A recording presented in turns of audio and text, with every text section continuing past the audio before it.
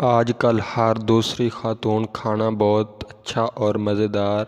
بنا لیتی ہے، جس سے ذائقے کے معیار میں تو کسی طور کمی نہیں آتی، لیکن کچھ ایسی چیزیں بھی ہوتی ہیں جن سے کھانے کے ذائقے پر بڑا فرق پڑتا ہے۔ اب جیسے کھانے میں نمک زیادہ ہو جائے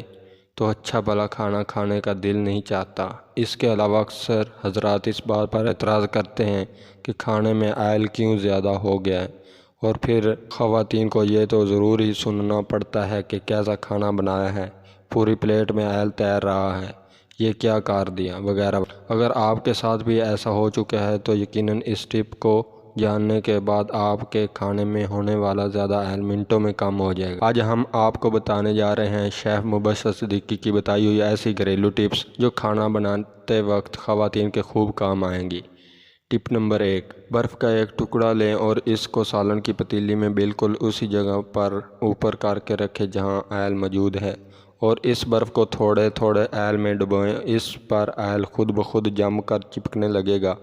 اور آپ برف پر جمے ہوئے اس آئل کو صاف کرتی رہیں، اور جب تک آئل کم نہ ہو آپ یہی عمل دہرائیں۔ آپ خود غور کریں گی کہ اس سے کھانے کے ذائقے میں کوئی فرق نہیں پڑے گا، اور جلدی اضافی آئل کو کنٹرول کر سکیں گی۔ کھانے کا ذائقہ بڑھانے کے لیے اس میں سارا گرم مسالہ پیس کر پاؤڈر کی شکل میں شامل کریں، اور اس سے نہ تو گرم مسالہ ضائع ہوگا اور نہ ہی پھینکنا پڑے گا، بلکہ کھانے میں بآسانی ہر چیز کا ذائقہ محسوس ہوگا۔